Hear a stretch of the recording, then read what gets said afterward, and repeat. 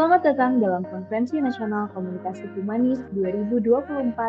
KNKH 2024 ini dapat terselenggara atas dukungan Prohos, Universitas Pancasila, Sekolah Tinggi Ilmu Komunikasi dan Sekretariatan, sponsor, Gramedia Pustaka Utama dan Sarina, media partner, Tempo dan DAIC. Kepada Bapak Dodi Salman, MSI, waktu dan tempat dipersilahkan. Berharap seminar nasional ini dapat menjadi kontribusi Sivitas Akademi Universitas Tarumanagara, khususnya Sivitas Akademi Vkom Untar, dalam mewujudkan komunikasi publik yang lebih baik.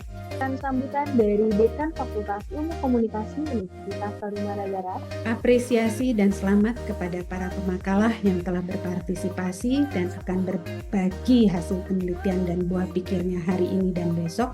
Pembukaan acara oleh Rektor Universitas Tarumanagara. Dan saya berharap konferensi ini dapat memberikan pandangan yang komprehensif tentang komunikasi publik yang kekinian, di mana banyak peluang dan tantangan yang harus dihadapi. Moderator yang akan memimpin alur diskusi pada hari ini. Oke, baik. Terima kasih Tania. Selamat pagi Bapak Ibu, para akademisi, praktisi, dan seluruh peserta yang sudah bergabung ya.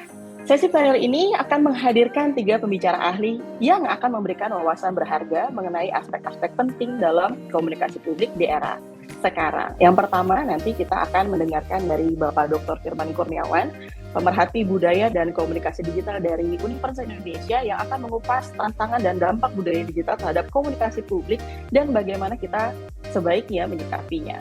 Kemudian yang kedua, ada Ibu Dr. Kandat Fety Kwartati MBA, yaitu CEO dari PT Sarina, yang akan berbagi pengalaman tentang bagaimana perusahaan Sarina beradaptasi dengan perubahan zaman melalui strategi komunikasi yang inovatif.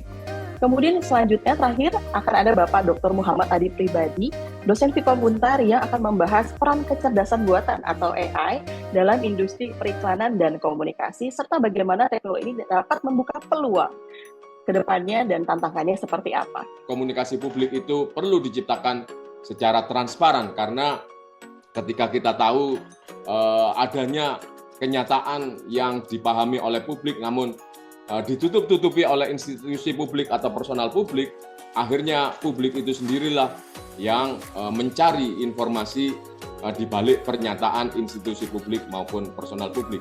Karena memang komunikasi ini menjadi bagian yang sangat penting yang sampai sekarang pun kami terus meningkatkan. Nah, dari hasil penelitian, virtual influencer ini memiliki kemampuan seperti halnya human influencer berdasarkan hasil penelitian yang dilakukan oleh Lloyd dan Kahlot. Ya.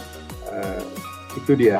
Jadi memang kalau bagaimanapun kita perlu menerima kebaruan ini ya, yaitu AI.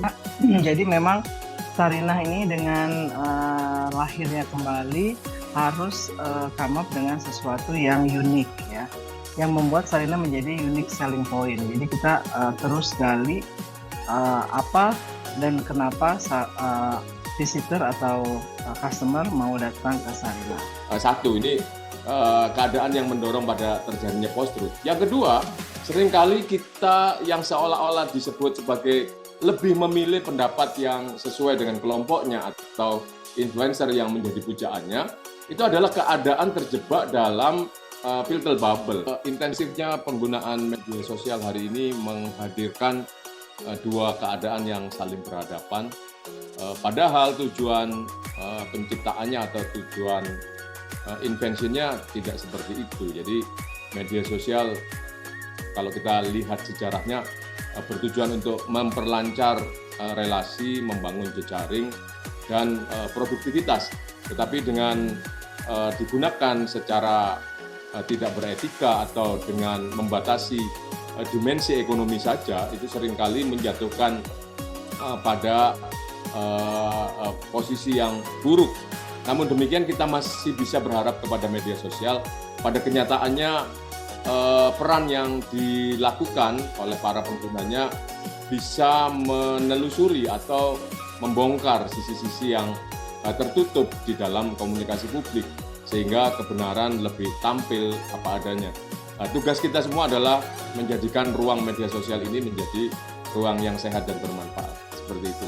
Kita tentunya mendapatkan insight yang luar biasa dan sangat perspektif yang sangat fruitful ya untuk kita pahami sebagai pelaku komunikasi, sebagai penikmat informasi di jagat dua dunia ini ya, digital dan real life. Semoga dengan paparan dan diskusi kita pada hari ini bisa memberikan banyak manfaat dan juga inspirasi sehingga kita punya strategi komunikasi yang lebih baik secara individu maupun bagian dari organisasi. Selanjutnya kami akan mengumumkan best paper pada KMKH tahun ini. Best paper diberikan kepada Bapak Agustinus Rustanta, Bapak Suryo Dwi Purtanto, dan Ibu Patricia Huang dengan artikel berjudul Menjaga Ruang Publik Digital, Tantangan Etika Komunikasi dan Regulasi di Era TikTok. Dengan demikian, berakhir sudah sesi pleno Konferensi Nasional Komunikasi Humanis 2024. Kami mengucapkan terima kasih kepada seluruh narasumber, moderator, dan peserta yang telah hadir pada pagi hari ini. Saya Tania Novalita, pamit undur diri. Sampai jumpa di KMKH tahun depan.